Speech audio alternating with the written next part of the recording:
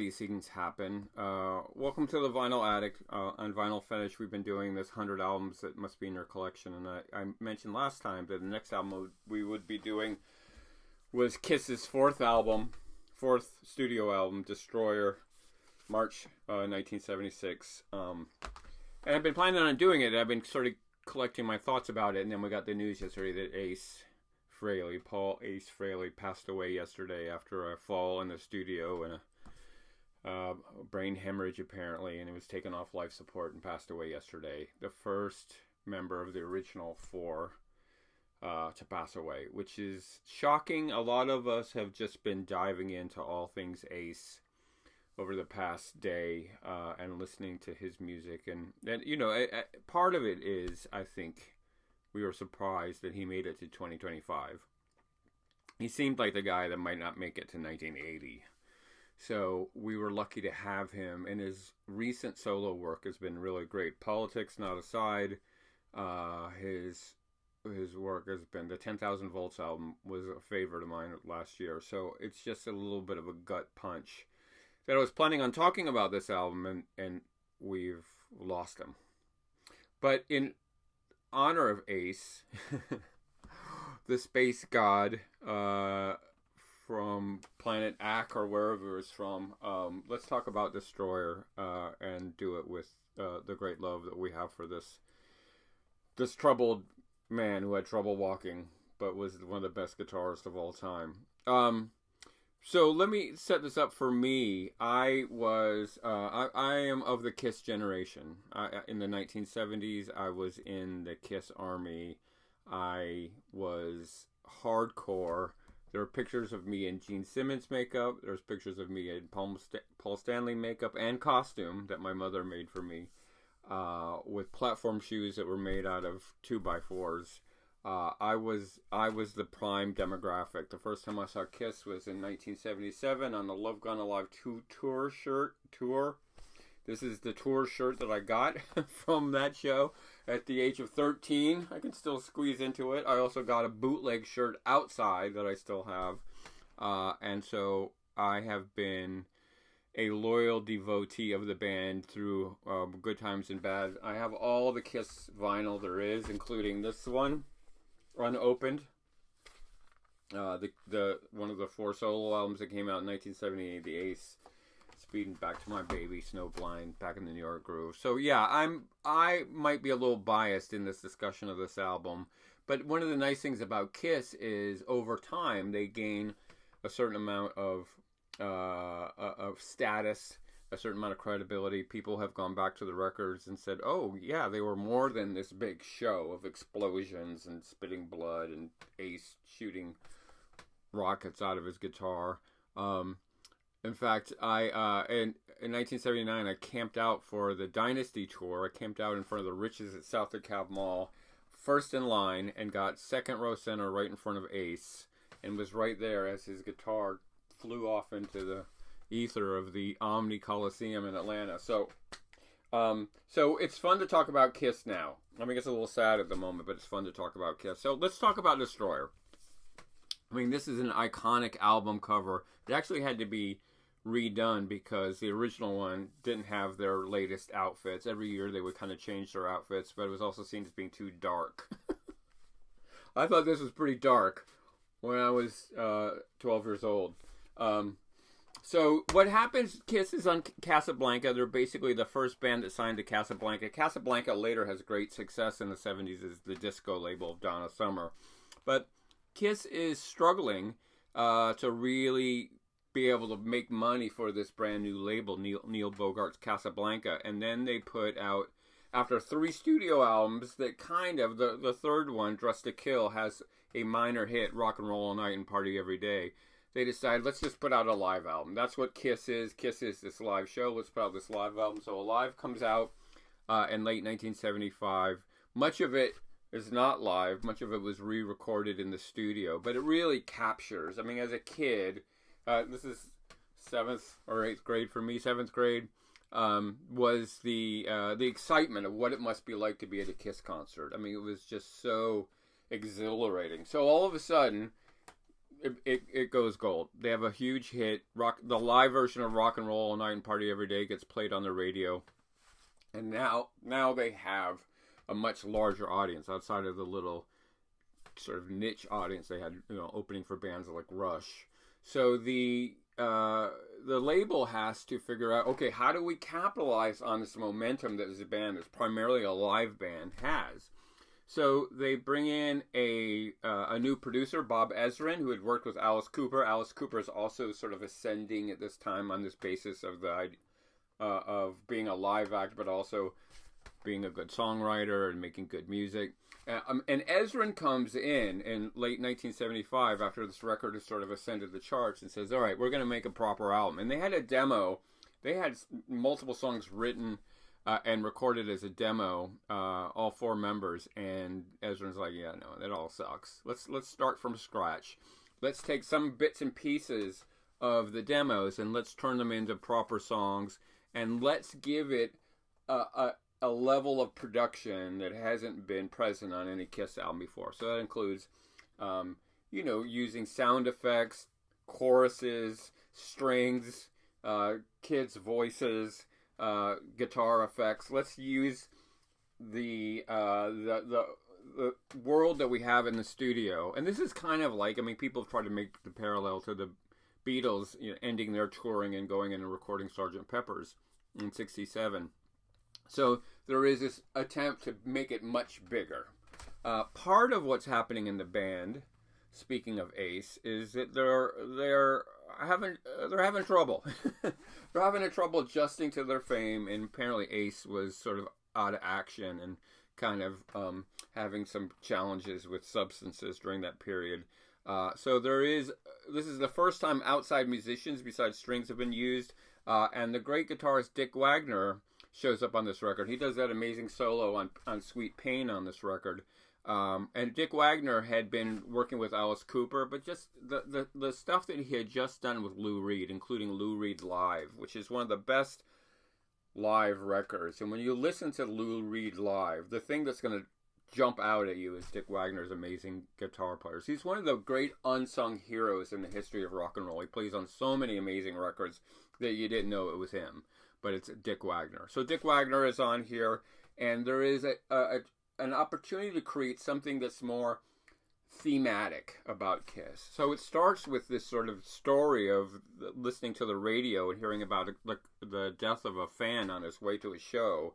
Then goes into Detroit Rock City, which becomes one of the big anthems, and ends with the anthem of all anthems, Shout It Out Loud, which by the late 70s becomes the Kiss anthem, Shout It Out Loud. And that was the first single on the album. And in between are all these great sort of little moments, King of the Nighttime World and Flaming Youth. And the tradition was that Peter Criss gets at least one vocal on each album. Peter Criss, great vocalist. He's got that raspy Rod Stewart style of voice. And he had a song, he'd sort of, half written it, called Beth, which apparently had a couple other names before it, but it was meant to be a break from the bombast of the Kiss rock. Let's put a ballad on. We haven't really had a real traditional ballad, so let's put it on the record and just wedge it in there. Dick Wagner is the one playing the acoustic guitar on it. And it was the B-side of the Shout It Out Loud single. The record did pretty well because of this album, which this is, by the way, is Kevin Pittard's album. He in 8th grade, he lent it to me. Kevin, if you're watching, you can't have it back. Sorry, you can't have it back. It's firmly mine. Possession is 9/10. But because of the momentum of this, when Destroyer came out and everybody was talking about this crazy band that wears this makeup and blows things up, and the Destroyer album kind of took off, but it started to fade a little bit. And then DJs, as they used to do in the 70s, when they had their 45 singles, said, well, let's play the flip side. Let's play the B-side. And this syrupy ballad, Beth, I Hear You Calling, gets played on rock radio, and all of a sudden listeners start calling up and saying, "Who is that? What is that?" And so the short version of the story becomes a top 10 hit, becomes a huge song, becomes the song most associated with Peter Criss, the song he'll probably have to sing to his last day, and the sales of Destroyer go back up. All of a sudden, we've got a top 10 album. It's gone platinum. Everybody's talking about Kiss. Kiss is just sort of now a media phenomena. They're popping up on TV shows. Remember them on the Paul Lynde Halloween special. And we're seeing more and more about Kiss. And their whole generation of us are getting into Kiss at this point. I love this record, but this was the first one. The first time I heard it was at Doug Warringer's house on Post Road in Stone Mountain. I think that was the name of Doug's street in Woodridge. Sitting in his bedroom with a couple other friends and listening to this album thinking this is the most insane stuff. And since we were all into comic books, kind of had this comic book feel to it. Like this is something from another world, another planet. And we were sucked in. And this record is so much fun to listen to all these years later, including all the great Ace guitar parts. In fact, there was a new sort of Kiss Revisited or Kiss Destroyer Revisited album that came out a few years that put the original Ace Frehley solo back into Sweet Pain. The climate of the music business in the 60s and the 70s was get product to market, get albums out. And so it was not uncommon for artists essentially to flood the market with new material. So the Beatles, had 2 albums out a year throughout their entire history. Like there was always 2 Beatle albums a year. There's one kind of for the spring that we'd listen to over the summer, and there was one that came out at Christmas time that you could put under the Christmas tree. Kiss was the same way. They had 2 albums in 75. They had Dressed to Kill and Alive, and then in 76, this album comes out in March. In November, we get Rock and Roll Over, which I got for Christmas that year, which is a great album. And then followed by, in 77, Love Gun, which is the same artist did the cover of Love Gun. And then Alive 2 at the end of 77. So there was just all this product coming out. And then in 1978, we get kind of the greatest hits, double platinum, and the 4 solo albums. I mean, it's just a barrage of things that you can buy. On top of that, there's all this merch, right? There are Kiss posters. I laugh because I had a whole wall in my bedroom. It was all Kiss posters. And you would, listen to the record and stare up at the poster and dream about being at the concert. There were Kiss comic books made with actual Kiss blood in the ink. I mean, there was just all kinds of stuff. So it became this whole sort of business. And obviously Gene Simmons has taken that to the disgusting extreme of having things like Kiss coffins. And, they'll be making money off the Kiss logo to the end of the days. But this record was great because it spoke to a whole generation of sort of suburban youth, flaming youth, which now when I hear flaming youth, I think something completely different, that were kind of trapped away from the experience of live music. And it brought through the live albums this notion of being at a concert. If you couldn't actually make it to see this band, you could put on the live albums and then dream about these characters, right? The demon, the space ace, the cat, and the love child, star child, and imagine being at the show. So it created this alternative universe where you were experiencing rock and roll through the imagination. And then when you did actually get to see them, as I did in 77, it was just like, amazing. I mean, when I watched my daughter at the Taylor Swift show last December and see Taylor for the first time as an actual being instead of this caricature that she'd dreamed about in her brain. It was just, she was just about to explode. And I think I was the same way in 1977. So this record has a lot of meaning to a whole generation of people. That's why there's a whole generation of people who are pretty sad right now about the loss of Ace. But we have all these great records. It's worth going back and listening to these records now, especially on vinyl and the original intent. Imagine hanging out in a friend's bedroom or their living room on their parents' hi-fi playing the Kiss record, and everybody sitting around and just listening to the record. We just listened to these records. That's what we did. That was our activity. We weren't on our phones. We weren't playing video games. We were just sitting in a room listening to these records. And they're awesome. And the last thing I wanted to say, I guess, about this record is the personalities on this record are a little bit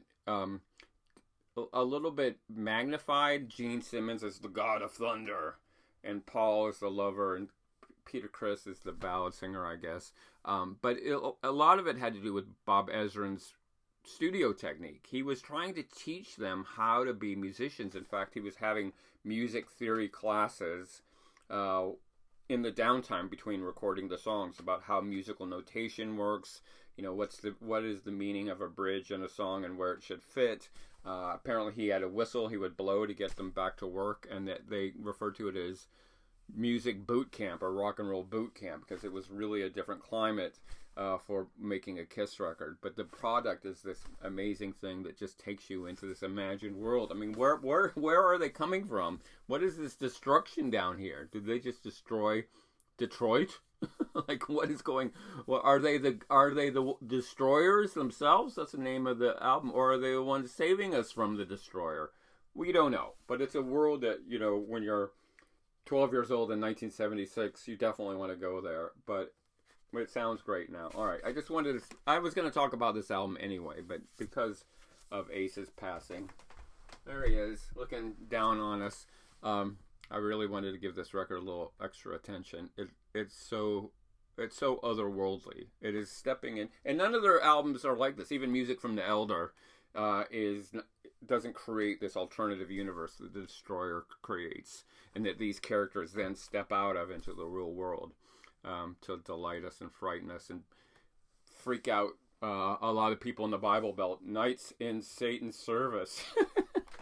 I heard that so much when I was a kid in Georgia. They're devil worshippers. No, they're just nice Jewish kids from New York. So give this record a listen, front to back. Start with Detroit Rock City and just blast it through in honor of Ace and this great generational experience that happened because of these four guys. All right, that's it. Next time we're gonna revisit another artist that we've talked about, Mr. Miles Davis. We're gonna take it down a few notches, and we're gonna talk about Miles Davis's really important album, In a Silent Way, which I don't think gets enough attention. But we're gonna revisit the world of jazz next time. But until then, Space Ace, where are you now? He's gone off to his planet. We love this guy. We love these guys. They're schlocky and commercial, and there's a whole bunch of reasons to dog on Kiss. There's a whole bunch of reasons. Somewhat misogynistic. I mean, if you've seen the Love Gun album cover, I'm not going to look at it through a feminist lens because I'm going to, end up setting it on fire. But problematic. But at least that problematic aspect allows us to have a conversation about why this music was problematic and how it shaped how we think about things like women. There's a lot of when we get into the gender separate lecture aside, we could talk about the misogynistic nature of Kiss's music, and especially all its glorification of Christine 16 and other underage girls in the Harvey Weinstein era of Epstein files. We should have that conversation. I'm not gonna say that conversation is not important. But the 70s were a time before we kind of figured that stuff out. So I'm gonna, for the moment, in honor of Ace's passing, just give this record a lot of love, and we'll do the feminist analysis for it next time. All right, there you go. This music matters. Ace matters. Kiss, yeah, we could say they matter. Definitely you matter, so let's talk about it.